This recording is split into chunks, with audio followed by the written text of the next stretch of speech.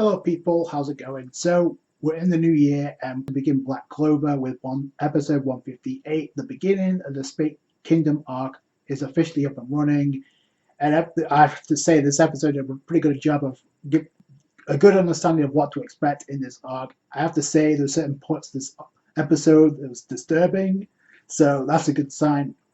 Direction of this arc is going to head. We also got the threat finally revealed, like it's been built up like nobody's business. Obviously, we get a new opening 13. I believe it's called, the song is called Grandeur, and it's sang by Snowman. So I like the opening, I really do. I like how it starts off. I have to say though, I prefer the ending song. We also got a new ending, which is performed by Treasure. I think the song is called Beautiful.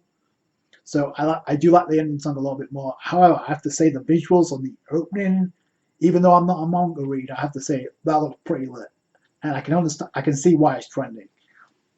But obviously, I'm not a manga reader, and unlike with One Piece, I know what to expect. I don't know what to expect with Black Clover, so I can only imagine the people that read the manga is going to be hyped up about this. So, also, I did notice the change in art style and animation in this episode. Like it's certain parts where it went back to normal, but there's a spike definitely a spike in the art style and animation, so that's a good sign. Like I said, it's the beginning of the Spade Kingdom arc. We begin the new year in a big way. We have a good idea of what to expect, not only from the Spade Kingdom, but also the main threat of this arc, but also the way they just treat, I guess, the people of their own kingdom as pretty much slaves to run a fortress, a mecha running fortress known as Candelo, I believe, or Candelo. They're running it through the slaves using their mana, and until they die, that's how it's being operated. It's heading towards the Heart Kingdom, which automatically it includes the characters that have been training. We get to see the results. We already get to see the result of Asta in this episode, and Leo and Luck as well. They get a chance to showcase what they can do. I have to say, I like the designs. Obviously, the changing clothes. Obviously, the only difference in change of appearance is, I guess, Noelle's fringe. I do like a design. The change of the fringe is the only difference here. But the 6-month training is over with. We get to see the results pretty quickly. Like I said, in any type of series, I care about more about what they can do as opposed to what they look like. So this is no exception. But they do look pretty good. And they use it as a wasp. She sees Candelo making its way to the Heart Kingdom. So she relays this information to Laura Pica. Obviously, she knows what's up, and she's relaying this message on to Asta, Mimosa, Noelle, obviously Finral and company. I do find it interesting there were certain members that were missing. Like I didn't see Nero in this episode. I didn't see Magna in this episode. Charmy and Charlotte were absent as well. They were training in this arc. They were part of the Heart Kingdom training, but they were nowhere in this episode, so I thought that was interesting. Also, I did find it funny how they felt the need to like give us taglines, reintroduce us to each of the characters as if we forgot. Off screen, have to learn about what's going down. Asta darts off immediately, or you can already tell who it was because Laura Pica, though, having faith in Asta, not worried about this, so she's like, okay, we'll let him go on ahead and see the results, and we'll get a pretty good perspective of where he stands. So that's pretty interesting faith, considering her survival is resting in the hands of pretty much the Clover Kingdom at this point because of the curse, but also because her life is being threatened as well. So she has faith in Asta, so Asta goes on ahead, but we also have come to find out that Noelle, Mimosa, and Finral, they go on after them later on.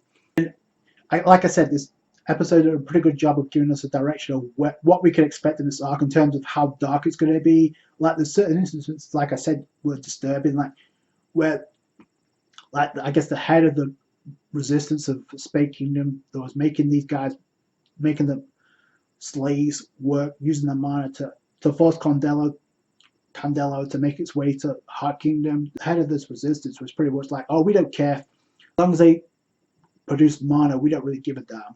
And you can already tell what he is about because you see that him manipulating poison, we come to find out that's what he can do. But then he says, I don't even care if they're children. Get them to work. So, or that's one instance what we could expect from the Spade Kingdom resistance, not even from the main threat, just from the resistance. And we come to find out in this episode, they're nothing but fodder. So there's this one girl, there's this one woman who doesn't, with a child, who doesn't, they don't want to do this, but they're like, oh, you want to talk back to us? No, you better think again. The guy with the blonde hair, and automatically, number one, he was a creep, and number two, with that face, you could automatically tell he was going to be the first one to get KO'd, and indeed he was by Asta. So he's making advances to this woman, ripping her clothes off, which is bad enough, but then not only that, but also in front of the child, after before when things went south, in comes Asta. Well, technically his soul comes in, comes flying out of nowhere, smashes into the window, but he botches the entrance, which I thought was hilarious. So he botches the entrance, but then he quickly takes care of business, and as you would expect, the blonde guy was the first one to get punched. Also, I did find it interesting, the episode began with Ralph, who was trying to get to Clover Kingdom to relay this message on what he's seen already. And it's funny because the last time we saw him was pretty much cornered by them and decided to jump off a cliff to get away from them. So here we see him at the beginning of the episode, we see him at the end of the episode too. So he has to play some type of role, otherwise you won't, especially with where he ended up by the end of the episode. But yeah, Asta takes care of business pretty quickly, but then in come three more members of the Resistance come down. They try to attack. It doesn't work because Asta uses Black Slash to take care of them. And then Asta reassures the people of the Spade Kingdom, I'm not your enemy, but I'm going to take care of the threat that's forcing you to do all this. A couple of things I like about this episode. Number one, I love how Asta's going up and he's using his sense of key to like pinpoint where these guys are and take care of these guys quickly. They're just flawed at this point, but the way he's doing it's pretty dope. Using the magic on Asta, although trying to use the magic, but Asta just redirects it right back out, and that was pretty cool. Oh, there he is, the guy that's running the place, and that's the reason why the people of the Spade Kingdom are scared to revolt, because if they do, I'm guessing they're going to get poisoned. Asta carelessly walks into it, and immediately he's already poisoned, which automatically the guy running this thing reminds me of Magellan from One Piece, because he can manipulate poison. So it's kind of the same thing here, only this time though, he doesn't have to touch Asta. He has to be near it, and he's already affected. But reverse that with his anti-demon magic, so it's not a problem. And after that, you kind of get a ground perspective. This guy's a scrub. So Asta takes care of him. And this is by far the coolest looking shot of the episode. So Asta takes a swing, and as he's doing it, you see the deep devil powers with Asta manifesting. But as he's taking a swing, it cuts to the sky. You see the silhouette of the devil. It looked like Zangred, and immediately that was the coolest looking shot of the episode. So, oh wow! And because obviously this arc is going to be devil themed, no doubt about it. So I just thought that was a cool touch. And then after that, he goes to reassure the people of the Spade Kingdom it's going to be okay. You're going to be sent back home. But then it comes Noelle and company. They travel through Noelle's water bubble. It pops the moment they try to approach the fortress, which I thought was pretty funny. Asta's giving Noelle props, but then the bubbles burst and they go flying in. And Noelle's like, oh, the magic of this place is so convoluted around the Spade Kingdom, so she can't control it that well around the Spade Kingdom. She's scolding Asta for going on ahead, but then she's actually, typical Noelle fashion, was like she's disappointed she wanted to go along with Asta. So there you go. But I did find it interesting. Asta and Luck and Leo were the only ones we get to see what they can do. I mean, technically, there's nowhere near what they really can do. I almost forgot to point out the sword that the upgrade we got in the previous episode in 157 with Asta with the 5-leaf Clover, and the episode where we also had Merileona and Yami duke it out. That episode was great. But obviously, Asta got an upgrade against his sparring session with Guardia. He uses the same sword here, so I thought it was pretty cool.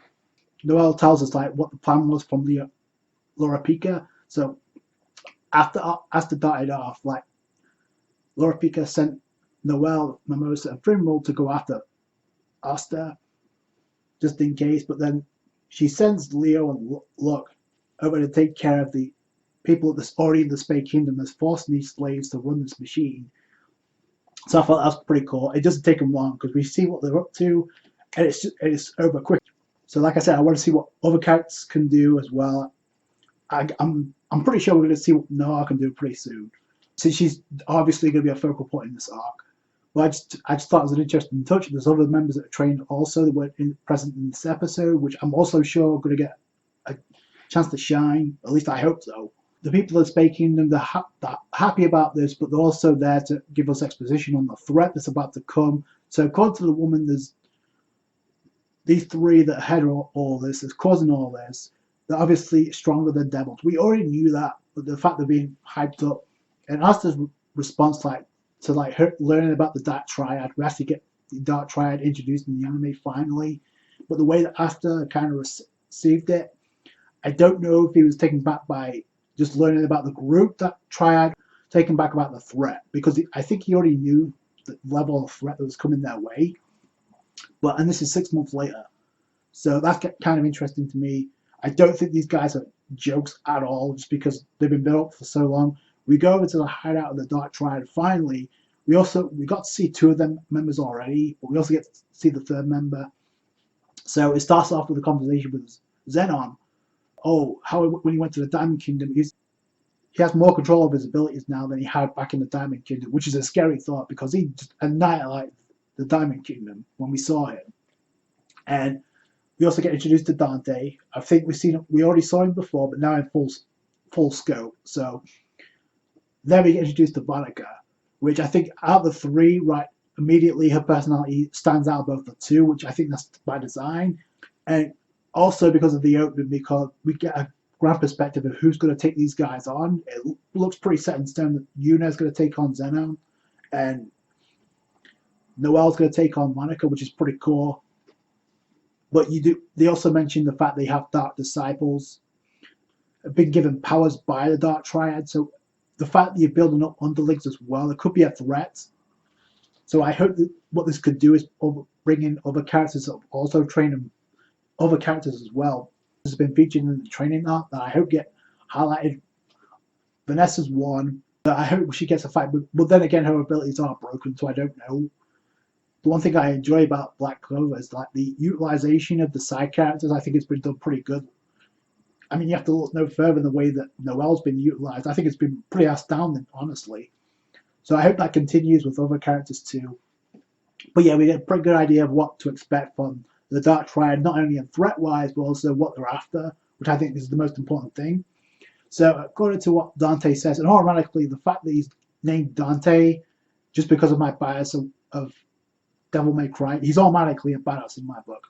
So I'm going to read you what he says dialogue-wise. So the keys we need to open the door are within our grasp, I'm assuming, right? So the 2 arcane stage mages, that's what they're after. So in order to fulfill this goal, all life is within the palm of our hands.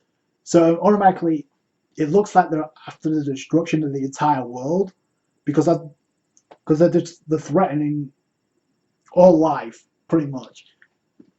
They're already after 2 mages that are arcane stage level. So, but considering the opening, I think we can already assume who's going to go up against these guys. That could have something to do with it. Again, I'm not a manga reader religiously. I'm just going with instinct right now. But yeah, I do like Monica's. First off, I think it's the first time we're hearing her voice actor, so I like a voice actor. Did a pretty good job. And then she seems so agitated at the fact that Zenon was the one that went to Diamond Kingdom instead of her, because she looks like she wants to cut loose. So I can't wait to see what she can do. Like I said, the hype surrounding the Dark Triad has been crazy. It's been hyped up not only by the fandom, like I said, but also just in general. Like, it's been built up for such a long time, since the ending of the Alpha Reincarnation arc, and they'll be hyped up to be strong as the devil that Zangred, which was no joke. So yeah, it's going to get crazy. I want to see more from the character as well, because Monica right now is the one that stands out to me the most, at least for now. Considering the opening, we got a pretty good idea what to expect, who's going to go up against these guys, but that doesn't mean that Noelle and Yuno are the only ones that are going to take these guys on. I hope that's not what that means.